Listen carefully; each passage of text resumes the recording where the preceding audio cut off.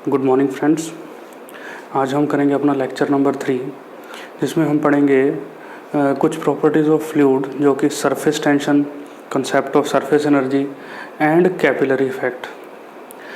ये सब समझने के लिए, सरफेस टेंशन और कैपिलरी इफेक्ट समझने के लिए पहले आप ये समझिए कि force of attraction between two types of molecules दो तरीके की होती हैं। एक है कोहेसिव फोर्सेस, एक है एडहेसिव फोर्सेस। दोनों ही फोर्स ऑफ अट्रैक्शन है, लेकिन जो फोर्सेस दो सेम टाइप ऑफ मॉलिक्यूल्स के बीच में होती हैं उसे हम बोलते हैं कोहेसिव फोर्सेस। जो फोर्सेस दो डिफरेंट टाइप के मॉलिक्यूल्स के बीच में होती हैं उन्हें हम बोलते हैं एडहेसिव फोर्सेस। ध्यान रखिए, दोनों ही फोर्स ऑफ अट्रैक्शन है। कोहेसिव फोर्स मतलब force of attraction between two same type of molecules. Adhesive forces, force of attraction between two different types of molecules. Surface tension जो है वो only due to cohesive forces होती है, and capillary effect जो है वो both because of cohesive forces and adhesive forces, दोनों की वजह से होता है। तो अब हम स्टार्ट करते हैं अपना first topic, that is surface tension. Surface tension समझने के लिए ये एक डायग्राम बनाया है। इसमें ये है top layer.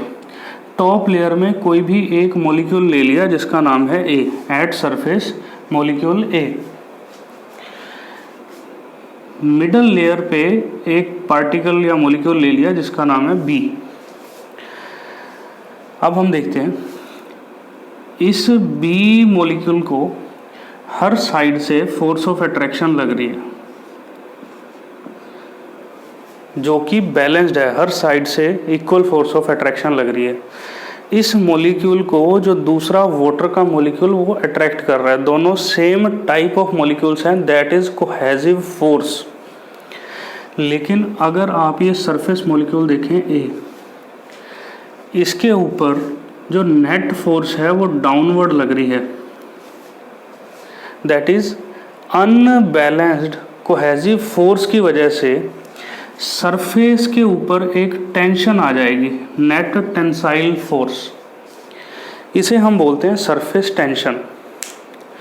That is net tensile force per unit length is known as surface tension. अब इस प्रॉपर्टी की वजह से, सरफेस टेंशन की वजह से, ये पार्टिकल नीचे की तरफ अट्रैक्ट होगा और ये अपना सरफेस एरिया कम करने की कोशिश करेगा। तो सरफेस टेंशन की एक दूसरी डेफिनेशन है, सरफेस टेंशन ऐसी प्रॉपर्टी है जिस वजह से पार्टिकल्स अपना सरफेस एरिया मिनिमम करने की कोशिश करते हैं। सरफेस टेंशन होती किस वजह से? Due to unbalanced cohesive forces. ये particle A on surface, particle on the surface has unbalanced cohesive forces because of which it tries to minimise its surface area. इसी प्रॉपर्टी को हम बोलते हैं surface tension. That is property of liquid by virtue of which it tries to minimise its surface area. अब हमें पता है minimum surface area एक स्फीयर का होता है, इसीलिए सरफेस टेंशन की वजह से वाटर ड्रॉपलेट अपनी शेप को स्फेरिकल बना लेता है to minimise its surface area. आपको याद रखना है सरफेस टेंशन क्या होता है? Due to cohesive forces, that is forces of attraction between same type of molecules, जो net tensile force per unit length लगे उसे हम बोलेंगे सरफेस टेंशन।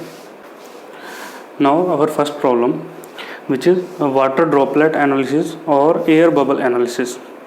देखिए, दोनों ही वाटर ड्रॉपलेट और air bubble single surface problem है, दोनों का एनालिसिस सेम होगा।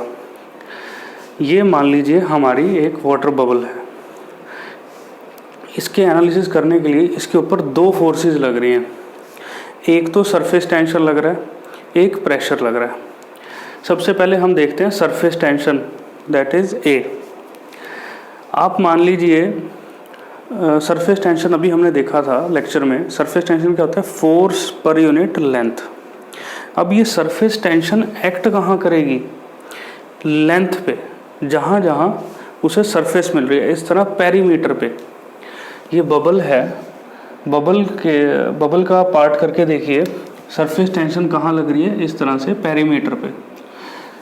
Surface tension is force per unit length. Force is equal to surface tension into length.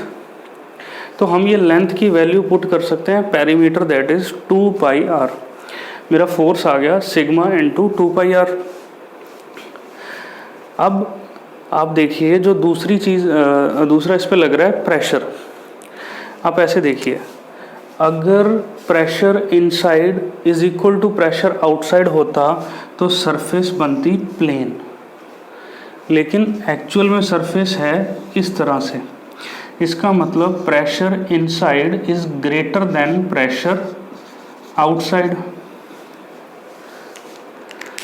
So pressure inside minus pressure outside मैंने ले लिया delta P. Now this pressure और delta P is equal to force per unit area. Force is equal to delta P into area. ये area हमने क्या लेना है? Projected area.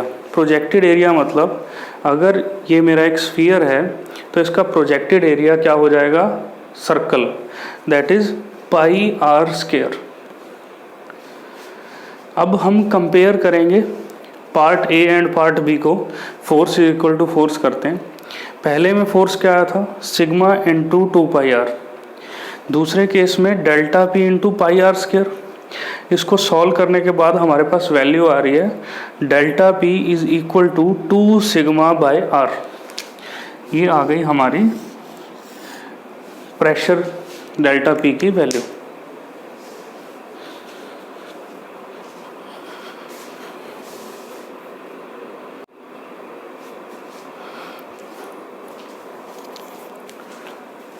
Now our second problem is soap bubble analysis.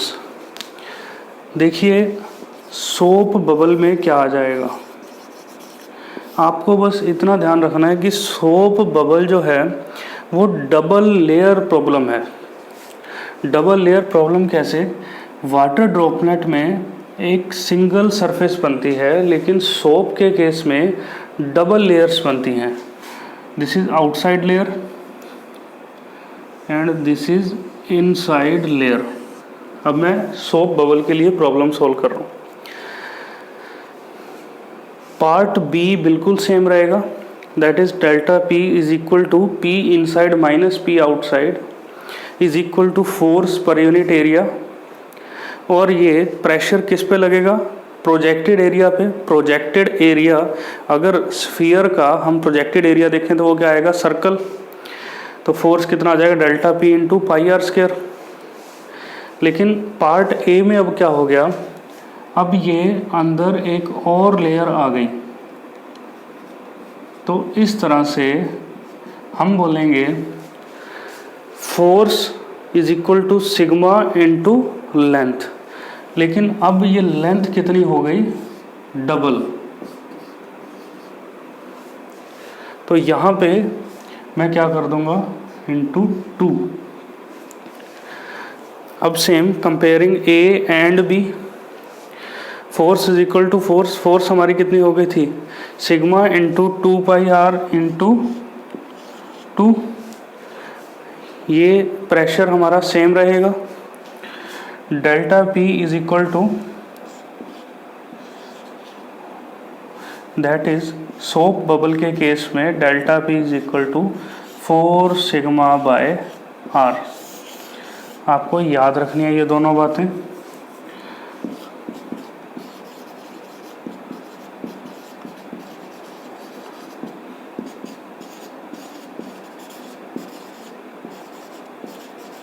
Soap bubble. Now next problem is water jet analysis. अब water jet analysis में आप मान लीजिए एक पाइप से पानी आ रहा था। उस पानी का हमने एक पर्टिकुलर सेक्शन कट कर लिया, सेक्शन 1-1 एंड सेक्शन 2-2। अब इस सेक्शन का हम एनालिसिस करते हैं। इसके दो पार्ट्स कर लेते हैं। सेक्शन ए जिसमें हम देखेंगे सरफेस टेंशन। अब सरफेस टेंशन कहाँ एक्ट कर रही है, आप देखिए इस तरह से एक सिलेंड्रिकल सरफेस मिल गई आपको। सिलेंड्रिकल सरफेस में बीच में बिल्कुल इस तरह से सरफेस टेंशन एक्ट कर रही है, नीचे और ऊपर सरफेस टेंशन एक्ट करेगी इस लेंथ L के अलोंग। याद रखना है कि सेक्शन 1-1 और सेक्शन 2-2 इन दोनों को मैंने सरफेस नहीं मानना है। क्यों नहीं मानना है, क्योंकि इससे इधर भी पानी है और इधर भी पानी है, यहाँ पे हमारे पास सरफेस नहीं है। सेक्शन 1-1 एंड सेक्शन 2-2 पे हमारे पास कोई सरफेस नहीं है, इसलिए यहाँ पे सरफेस टेंशन एक्ट नहीं करेगी। सरफेस टेंशन एक्ट करेगी ऊपर लेंथ L पे एंड नीचे लेंथ L पे, दैट इज 2L लेंथ पे। तो सरफेस टेंशन क्या होता है, force per unit length. Force is equal to surface tension into length.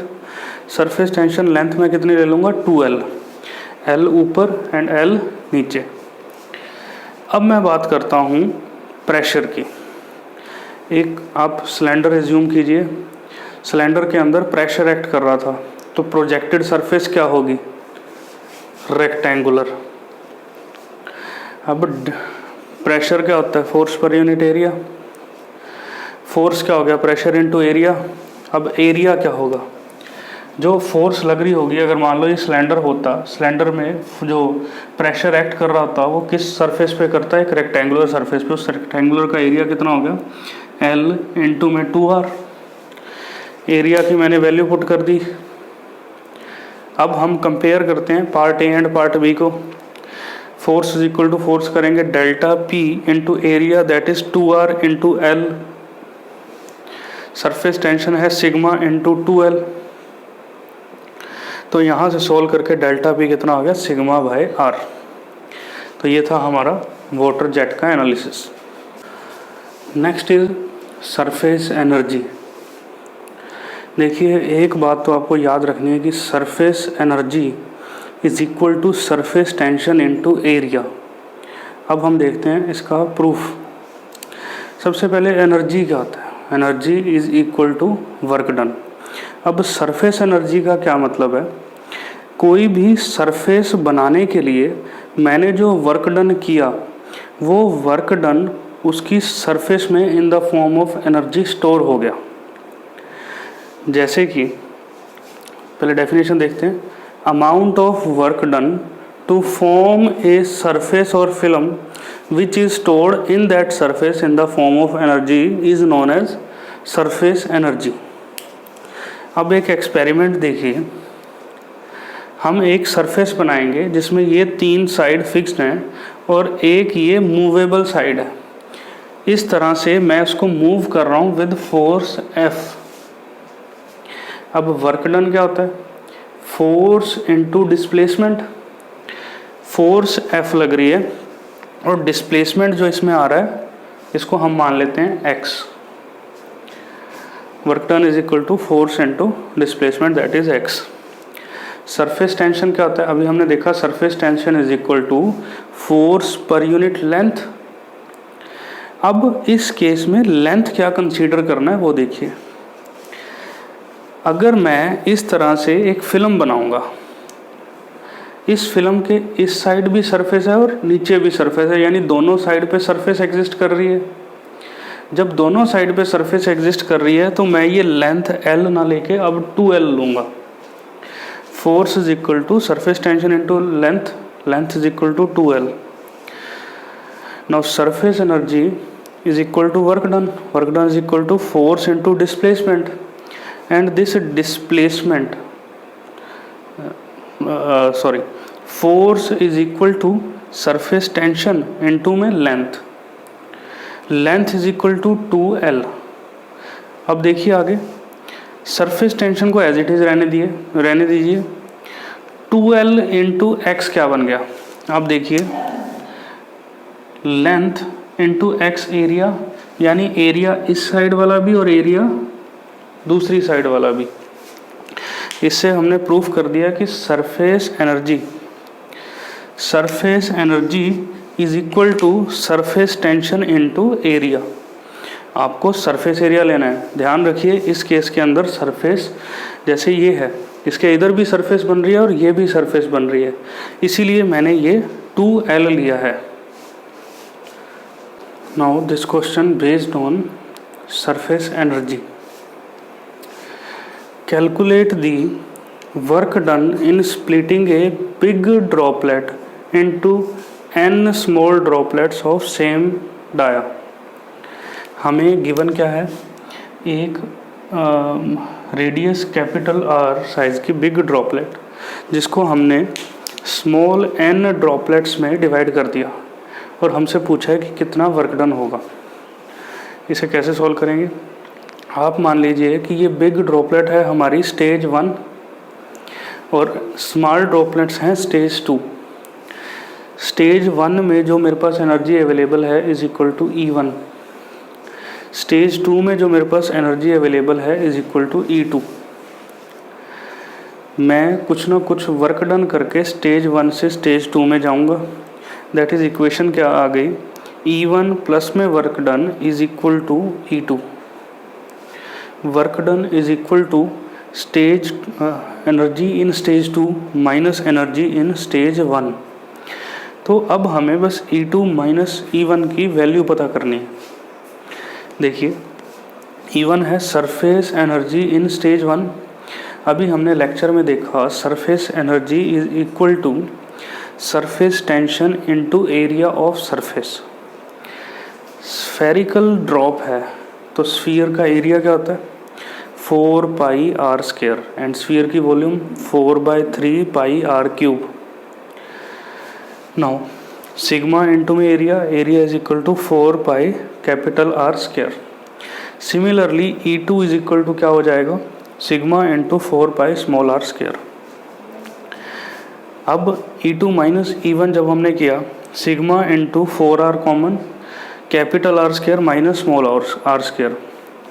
अब अगर मुझे रिलेशन पता चल जाए स्मॉल और R के बीच में तो आंसर आ जाएगा।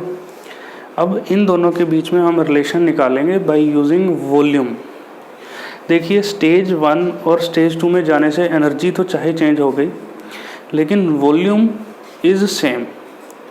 मतलब volume of one big droplet is equal to volume of n small droplets, that is 4/3πR³ is equal to n into में 4/3π स्मॉल r³। यहाँ से हमने स्मॉल r की वैल्यू निकाल ली, r³ अपॉन में n पावर 1/3। इसे मैं ऐसे भी लिख सकता हूँ r इंटू n की पावर -1/3। स्मॉल r की वैल्यू इधर पुट कर देंगे तो हमारा आंसर आ जाएगा work done is equal to 4π sigma r² into 1 - n की पावर -2/3।